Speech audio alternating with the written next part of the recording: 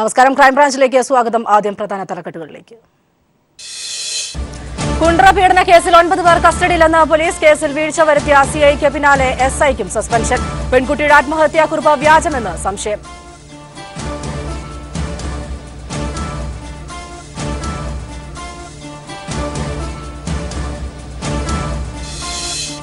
മിഷേലിന്റെ മരണത്തിൽ കൊച്ചി ഗോശ്രീ പാലത്തിൽ IG ശ്രീജിത്തിന്റെ നേതൃത്വത്തിൽ തെളിവെടുപ്പ് നടത്തി. പിടിയിലായ ക്രോണിനെ ക്രൈംബ്രാഞ്ച് കസ്റ്റഡിയിൽ വിട്ടു. കൊച്ചിയിൽ നടി ആക്രമിക്കപ്പെട്ട കേസിൽ അഭിഭാഷകൻ പ്രതീഷ് ചാക്കോയെ ചോദ്യം ചെയ്തു.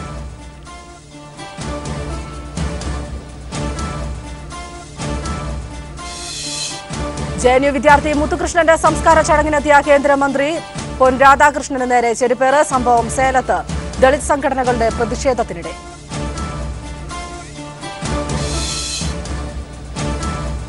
നെഹ്റു ഗ്രൂപ്പിന്റെ PK ദാസ് മെഡിക്കൽ കോളേജിനെതിരെ മെഡിക്കൽ കൌൺസിൽ ഓഫ് ഇന്ത്യയുടെ റിപ്പോർട്ട്. കോളേജിൽ പരിശോധനയ്ക്കെത്തിയ വിദഗ്ധ സംഘത്തെ ഗുണ്ടകൾ കയ്യേറ്റം ചെയ്തെന്ന് കൌൺസിൽ. നടപടിക്ക് ശുപാർശ.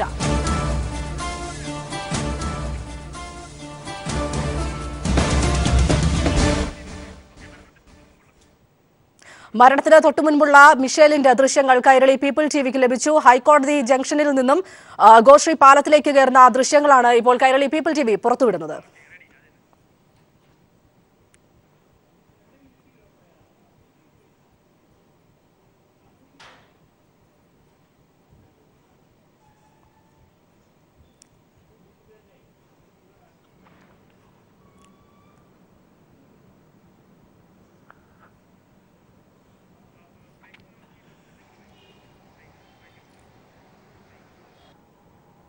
മിഷേലിന്റെ ദുരൂഹമരണവുമായി ബന്ധപ്പെട്ട് കൂടുതൽ ദൃശ്യങ്ങളാണ് ഇപ്പോൾ പുറത്തുവിട്ടിരിക്കുന്നത്. മിഷേൽ ഗോശ്രീ പാലത്തിലേക്ക് കയറുന്ന ദൃശ്യങ്ങളാണ് ഇപ്പോൾ പുറത്തുവിട്ടിരിക്കുന്നത്. പീപ്പിൾ TV ഹൈക്കോടതി ജംഗ്ഷനിൽ നിന്നും പാലത്തിലേക്ക് കയറുന്ന ദൃശ്യങ്ങളാണിത്. മരണത്തിന് തൊട്ടുമുൻപുള്ള ദൃശ്യങ്ങളെന്ന് പോലീസ് വ്യക്തമാക്കി.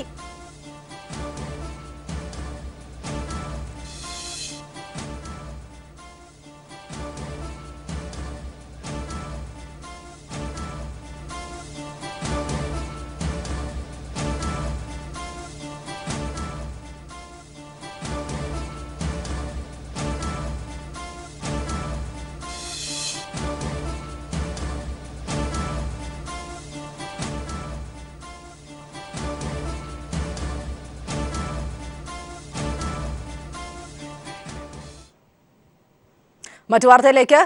കുണ്ട്രയിൽ ലൈംഗിക പീഡനത്തിനിരയായ പെൺകുട്ടി മരിച്ച സംഭവത്തിൽ അമ്മയുൾപ്പെടെ 9 പേർ കസ്റ്റഡിയിൽ.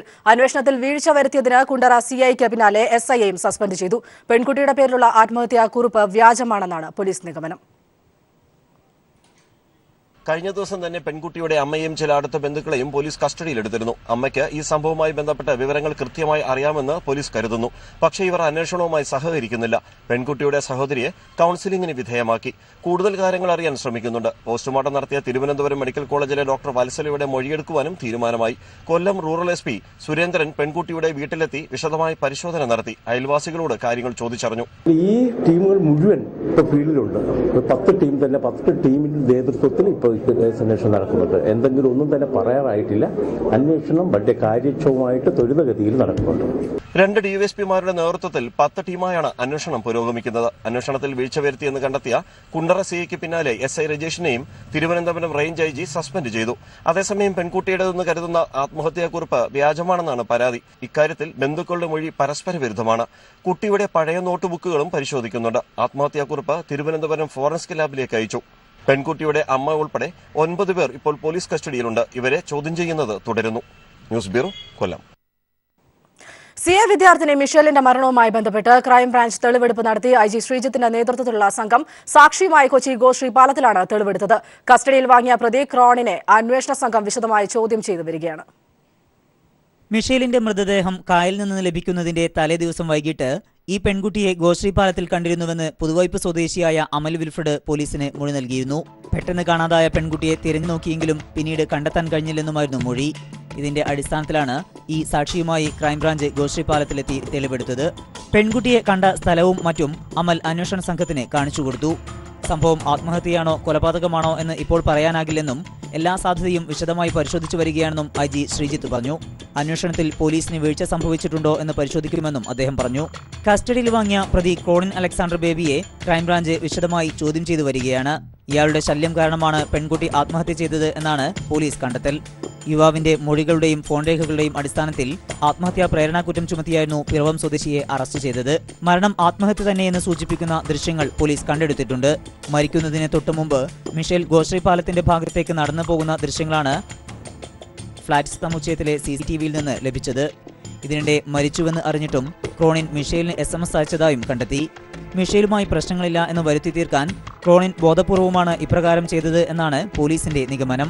ക്രോണിന്റെ ഫോൺ ശാസ്ത്രീയ പരിശോധനയ്ക്കായി അയച്ചിരിക്കുകയാണ്. പ്രതി മായ്ച്ചു കളഞ്ഞ സന്ദേശങ്ങൾ വീണ്ടെടുക്കുകയാണ് ലക്ഷ്യം. പിറവത്തെ വീട്ടിലെത്തി മിഷേലിന്റെ മാതാവ് സൈലമ്മയുടെയും ബന്ധുക്കളുടെയും മൊഴികൾ ക്രൈംബ്രാഞ്ച് രേഖപ്പെടുത്തിയിട്ടുണ്ട്. News bureau, Kochi. കൊച്ചിയിൽ CI വിദ്യാർത്ഥിനിയുടെ മരണം ആത്മഹത്യയാണെന്ന നിഗമനത്തെ സാധൂകരിക്കുന്ന ദൃശ്യങ്ങൾ പോലീസിന് ലഭിച്ചു. മരണദിവസം ഗോശ്രീ പാലത്തിലൂടെ ഒറ്റയ്ക്ക് നടന്നുപോകുന്ന ദൃശ്യങ്ങളാണ് ലഭിച്ചത്. മിഷേലിന്റെ മരണവാർത്ത അറിഞ്ഞ ശേഷവും ക്രോണിൻ മിഷേലിന്റെ ഫോണിലേക്ക് സന്ദേശങ്ങൾ അയച്ചതായി കണ്ടെത്തി. മരണത്തിൽ തനിക്ക് പങ്കില്ലെന്ന് വരുത്താനുള്ള ശ്രമമായിരുന്നു ഇതെന്നാണ് അന്വേഷണ സംഘത്തിന്റെ നിഗമനം. മരണത്തിന് മുൻപുള്ള ദിവസങ്ങളിൽ ക്രോണിൻ അയച്ച ചില സന്ദേശങ്ങൾ മിഷേലിനെ സമ്മർദ്ദത്തിലാക്കിയെന്ന് പോലീസ് കരുതുന്നു. മിഷേൽ മരിച്ചെന്ന വാർത്ത അറിഞ്ഞ ശേഷവും ക്രോണിൻ 12 മെസ്സേജുകൾ മിഷേലിന്റെ ഫോണിലേക്ക് അയച്ചു എന്നാണ് പരിശോധനയിൽ വ്യക്തമായത്. താനുമായി മിഷേലിന് പ്രശ്നങ്ങളില്ലെന്ന് വരുത്തി തീർക്കാനുള്ള ശ്രമമായിരുന്നു ഇതിന് പിന്നിലെന്ന നിഗമനത്തിലാണ് പോലീസ്. തലേ ദിവസവും അന്നുമായി അയച്ച 89 മെസ്സേജുകൾ ഡിലീറ്റ് ചെയ്തതായും കണ്ടെത്തി. ഈ മാസം 6, 7, 8 തീയതികളിൽ അയച്ച 12 മെസ്സേജുകൾ ഫോണിൽ നിന്ന് പോലീസ് കണ്ടെടുത്തിട്ടുണ്ട്. ബന്ധം അവസാനിപ്പിക്കാൻ തീരുമാനിച്ച മിഷേലിനെ പിന്തിരിപ്പിക്കാൻ ശ്രമിക്കുന്നതാണ് സന്ദേശങ്ങൾ. ഇതിനിടെ അന്വേഷണം ഏറ്റെടുത്ത ക്രൈംബ്രാഞ്ച് ക്രോണിനെ ചോദ്യം ചെയ്യാൻ തുടങ്ങി.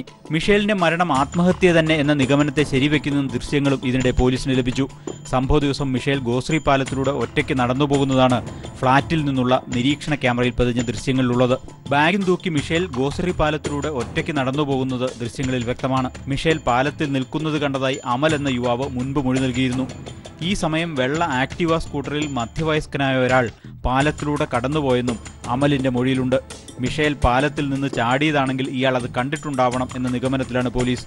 ഇയാളെ കണ്ടെത്താനുള്ള ശ്രമങ്ങളും പോലീസ് ഊർജിതമാക്കി. News bureau, Kochi. പത്തനംതിട്ട റാന്നിയിലെ ബാലസദനത്തിലെ അന്തേവാസിയായിരുന്ന അമ്പിളി എന്ന 18 വയസ്സുകാരി ദുരൂഹ സാഹചര്യത്തിൽ 2 വർഷം മുൻപ് മരിച്ച സംഭവത്തിൽ പുനരന്വേഷണത്തിന് ജില്ലാ പോലീസ് മേധാവി ഉത്തരവിട്ടു. SFI ജില്ലാ നേതൃത്വം നൽകിയ പരാതിയുടെ അടിസ്ഥാനത്തിലാണ് പുനരന്വേഷണത്തിന് ഉത്തരവായത്. 2015 ഫെബ്രുവരി 5-നായിരുന്നു പത്തനംതിട്ട റാന്നി പുല്ലൂപ്രം ബാലികാ സദനത്തിലെ അന്തേവാസിയായിരുന്ന അമ്പിളി ദുരൂഹ സാഹചര്യത്തിൽ മരണപ്പെട്ടത്. രാവിലെ കുഴഞ്ഞു വീണതിനെ തുടർന്ന് കോട്ടയം മെഡിക്കൽ കോളേജിൽ പ്രവേശിപ്പിച്ച അമ്പിളി വൈകിട്ടോടെ മരണപ്പെടുകയായിരുന്നു. മരണത്തെക്കുറിച്ച് അന്ന് പോലീസ് കേസെടുത്തിരുന്നെങ്കിലും അന്വേഷണം നടത്താതെ അവസാനിപ്പിച്ചു. അതിൽ പുനരന്വേഷണം വേണമെന്നാവശ്യപ്പെട്ട് SFI ജില്ലാ നേതൃത്വം നൽകിയ പരാതിയിലാണ് ഇപ്പോൾ പുനരന്വേഷണത്തിന് ജില്ലാ പോലീസ് മേധാവി R. അശോകൻ ഉത്തരവിട്ടിരിക്കുന്നത്. ഈ കുട്ടിയുടെ പോസ്റ്റ്മോർട്ടം റിപ്പോർട്ട് പുറത്തു വന്നപ്പോൾ ഞങ്ങൾക്ക് ബോധ്യപ്പെടുന്നത് ഈ കുട്ടിയുടെ ശരീരത്തിൽ ഏതാണ്ട് 14ലധികം മുറിവുകളും അതുപോലെ തന്നെ ഈ കുട്ടിയുടെ രഹസ്യ ഭാഗങ്ങളിലടക്കം മുറിവുകൾ ഉള്ളതായിട്ടാണ് പോസ്റ്റ്മോർട്ടം റിപ്പോർട്ട് പുറത്തു വന്നിരിക്കുന്നത്. അപ്പോൾ സ്വാഭാവികമായും ആ ഘട്ടം മുതൽ ഞങ്ങൾ ഇതുമായി ബന്ധപ്പെട്ടുകൊണ്ട് കൂടുതൽ ഡീറ്റെയിൽ ശേഖരിക്കുകയും ഈ കുട്ടിയുടെ മരണവുമായി ബന്ധപ്പെട്ട് ദുരൂഹത ഉണ്ട് എന്ന് തന്നെയാണ് ഞങ്ങൾക്ക് ബോധ്യപ്പെടുന്നത്. അതുകൊണ്ട് ഈ വിഷയവുമായി ബന്ധപ്പെട്ട് അടിയന്തരമായി സംസ്ഥാന ഗവൺമെൻറ്റും പോലീസും ഇത് ജാഗ്രതയോടെ അന്വേഷിക്കണമെന്ന് ആവശ്യപ്പെട്ടുകൊണ്ട് SP പരാതി കൊടുക്കുകയും SP അതുമായി പരാതി കൊടുത്ത ഘട്ടം മുതൽ തന്നെ അന്വേഷണവുമായി ബന്ധപ്പെട്ട നടപടിക്രമങ്ങൾക്ക് തുടക്കം കുറിക്കുകയും ചെയ്തിട്ടുണ്ട്. അമ്പിളിയുടെ മരണത്തെക്കുറിച്ച് പരാതിയൊന്നുമില്ലെന്ന് ബന്ധുക്കളിൽ നിന്നും അന്ന് പോലീസ് എഴുതി വാങ്ങിയിരുന്നു. എന്നാൽ പോലീസ് സർജൻ K. ശശികലയുടെ പോസ്റ്റ്മോർട്ടം റിപ്പോർട്ടിൽ അമ്പിളിയുടെ ശരീരത്തിൽ 14 മുറിവുകൾ ഉണ്ടായിരുന്നതായും ഗർഭപാത്രത്തിനടക്കം ക്ഷതമേറ്റിരുന്നതായും വ്യക്തമാക്കിയിരുന്നു. പെൺകുട്ടി ക്രൂരപീഡനത്തിനിരയായതായി പോസ്റ്റ്മോർട്ടം റിപ്പോർട്ടിൽ വ്യക്തമാക്കിയിട്ടും പോലീസ് അന്വേഷണം അവസാനിപ്പിക്കുകയായിരുന്നു. ഇലന്തൂർ ഗവൺമെന്റ് കോളേജ് വിദ്യാർത്ഥിനി കൂടിയായിരുന്ന അമ്പിളിയുടെ ദുരൂഹ മരണത്തിൽ ബാലികാ സദനത്തിലെ ചിലർക്ക് പങ്കുണ്ടെന്നാരോപിച്ച് SFI ജില്ലാ കമ്മിറ്റിയുടെ നേതൃത്വത്തിൽ ബാലികാ സദനത്തിലേക്ക് മാർച്ചും നടത്തി. News bureau, Pathanamthitta. ഇടവേള.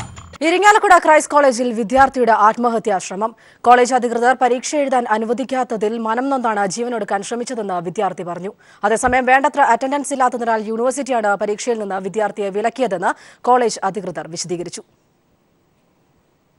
വടക്കാഞ്ചേരി സ്വദേശി തെക്കേത്തല ഡിറ്റോയുടെ മകനും ഇരിങ്ങാലക്കുട ക്രൈസ്റ്റ് കോളേജിലെ 3ാം വർഷ ഇംഗ്ലീഷ് ബിരുദ വിദ്യാർത്ഥിയുമായ ഡെൻസനെയാണ് കൈത്തണ്ട മുറിച്ച നിലയിൽ കണ്ടെത്തിയത്.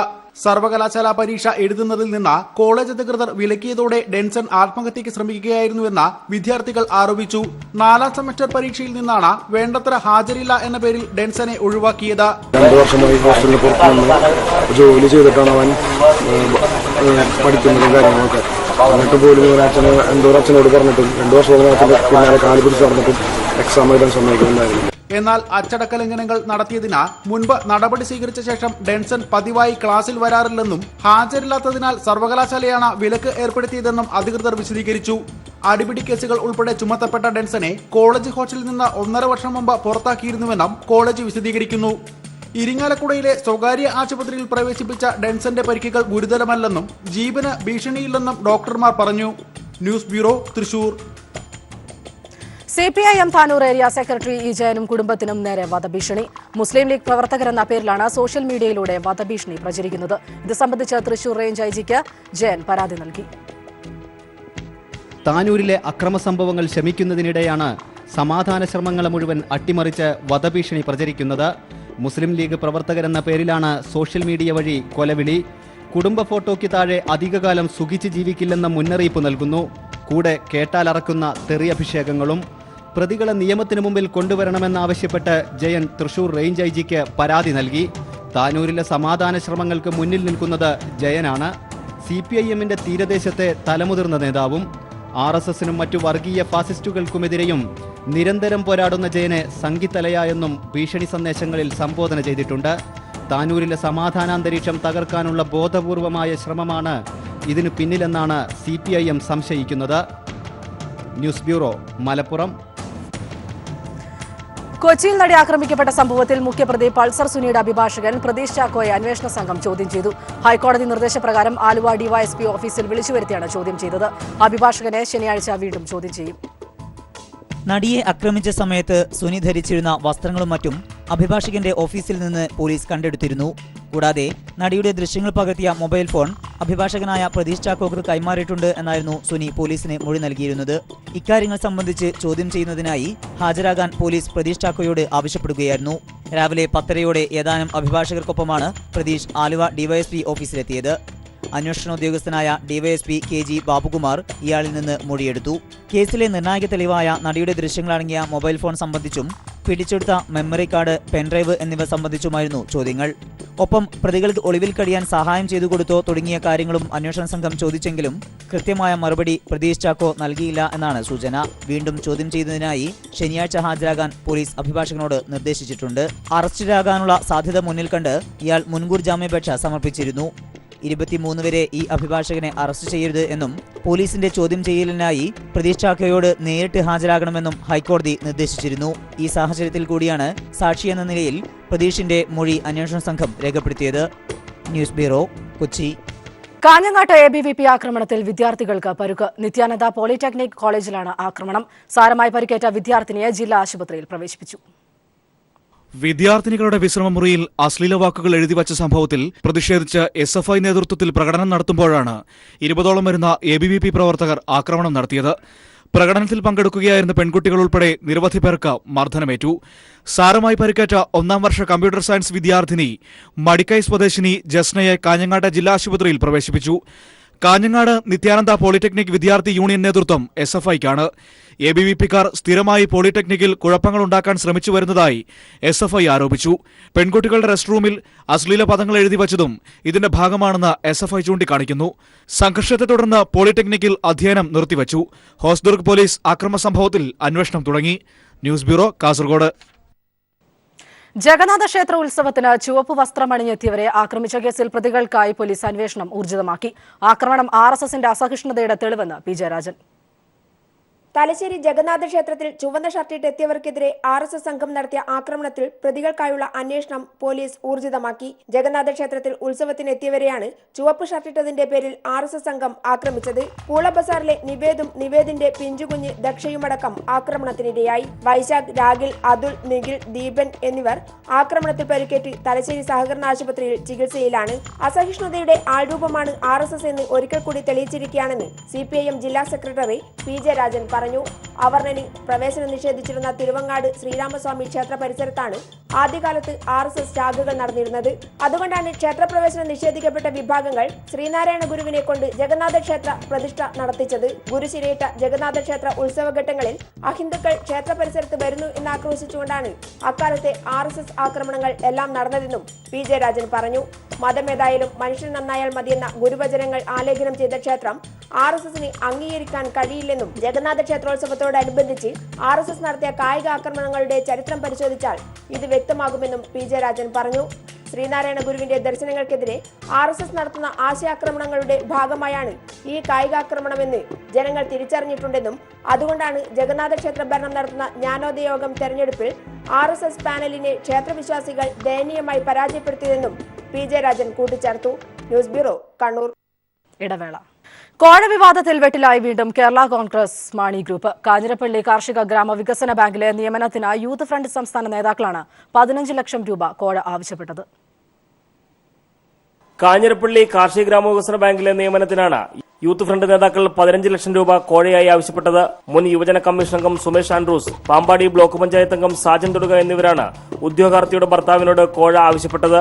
ഇവരുടെ ഫോൺ സംഭാഷണത്തിന്റെ പകർപ്പ് പീപ്പിൾ ടിവിക്ക് ലഭിച്ചു. Party leader KM Mani, vice chairman Jose K Mani MP എന്നിവരെ കുറിച്ചുള്ള പരാമർശവും ശബ്ദരേഖയിലുണ്ട്. നേരത്തെ 1 ലക്ഷം രൂപ കോഴ വാങ്ങിയിട്ടുണ്ടെന്നും നേതാക്കൾ ശബ്ദരേഖയിൽ സമ്മതിക്കുന്നുണ്ട്. ശബ്ദരേഖ പുറത്തുവന്നതോടെ പ്രതിഷേധവുമായി ഡിവൈഎഫ്ഐ പ്രവർത്തകർ രംഗത്തെത്തി. കാഞ്ഞിരപ്പള്ളി കാർഷിക ഗ്രാമവികസന ബാങ്കിലേക്ക് മാർച്ച് നടത്തി. ബാർക്കോഴ ഉൾപ്പെടെയുള്ള വിവാദ വിഷയങ്ങളിൽ നിന്ന് കരകയറാനുള്ള ശ്രമം നടത്തുന്നതിനിടെ ഇപ്പോൾ ഉയർന്നു വന്നിട്ടുള്ള നിയമനക്കോഴ വിവാദം കേരള കോൺഗ്രസ് മാണി വിഭാഗത്തെ വീണ്ടും വെട്ടിലാക്കിയിരിക്കുകയാണ്. TP Prashanth, news bureau, Kottayam. മുൻ മുഖ്യമന്ത്രി ഉമ്മൻചാണ്ടി പ്രതിയായ പാറ്റൂർ കേസിൽ അന്വേഷണം തുടരാൻ വിജിലൻസിന് ഹൈക്കോടതി നിർദ്ദേശം നൽകി. ആരോപണങ്ങളുടെ നിജസ്ഥിതി അന്വേഷിക്കാൻ കോടതി നിർദ്ദേശിച്ചു. അഴിമതിയാണോ ഭരണതലത്തിലുള്ള വീഴ്ചയാണോ എന്ന് പരിശോധിക്കാനാണ് ഹൈക്കോടതിയുടെ നിർദ്ദേശം.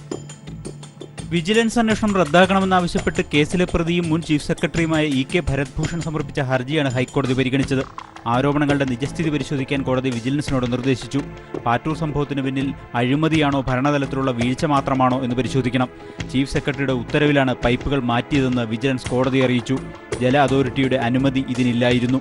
ഇത്തരമൊരു നിർദ്ദേശം നൽകാൻ ചീഫ് സെക്രട്ടറിക്ക് അധികാരമില്ലെന്നുമായിരുന്നു വിജിലൻസിന്റെ വാദം.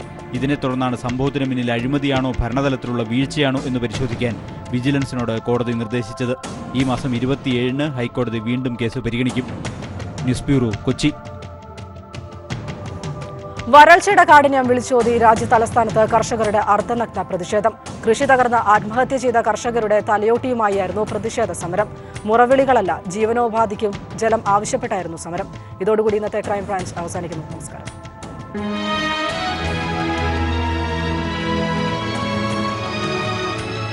ചുട്ടുപൊള്ളുന്ന വരണ്ടുണങ്ങിയ ദക്ഷിണേന്ത്യയുടെ പ്രതീകമാണ് ഈ മനുഷ്യൻ. തമിഴ്നാട് തിരുച്ചി സ്വദേശിയായ നമുക്കിടയിലെ ഒരു കർഷകൻ വരൾച്ചയിൽ കൃഷി നശിച്ച് ആത്മഹത്യ ചെയ്ത കർഷകരുടെ തലയോട്ടിയാണ് കഴുത്തിൽ. ഉറ്റുനോക്കപ്പെടാനല്ല, വിളിച്ചു പറയാൻ പാർലമെന്റിന് മുന്നിൽ എത്തിയതാണ്. எங்களுக்கு தண்ணி வரல, எங்களுக்கு தண்ணி வரணும், எங்களுக்கு அனைத்து விவசாயிகளும் கடனை தள்ளுபடி பண்ணணும். ആകെ ആശ്രയമായ കാവേരി നദിയും വരണ്ടു തുടങ്ങിയതോടെ ഇടയ്ക്കിടെയുള്ള ജലവിതരണം നിലച്ചു. ഇതോടെ കൃഷിയിറക്കിയ നെല്ലും ചോളവും കരിമ്പും തെങ്ങും പ്രതീക്ഷ കരിച്ചുണങ്ങി. സംസ്ഥാനത്തെ ദിവസങ്ങൾ നീണ്ട സമരവും ഫലം കാണാതായതോടെയാണ് നൂറുകണക്കിന് കർഷകർ അടിയന്തര പരിഹാരം ആവശ്യപ്പെട്ട് ദില്ലിയിലേക്ക് സമരം വ്യാപിപ്പിച്ചത്. എന്നാൽ അടിയന്തര ധനസഹായം എന്ന വാക്കിനപ്പുറം എന്തു ചെയ്യണമെന്ന് സർക്കാരിനും ബോധ്യമില്ല. മണലൂറ്റും വ്യവസായവും ഉറവ് വറ്റിച്ച് ലാഭം കൊയ്ത ജലസ്രോതസ്സുകൾ ഇതെല്ലാം കണ്ട് തലകുനിക്കട്ടെ. ക്യാമറമാൻ രാജീവ് കണ്ണാടിക്കൊപ്പം മനുശങ്കർ, ദില്ലി.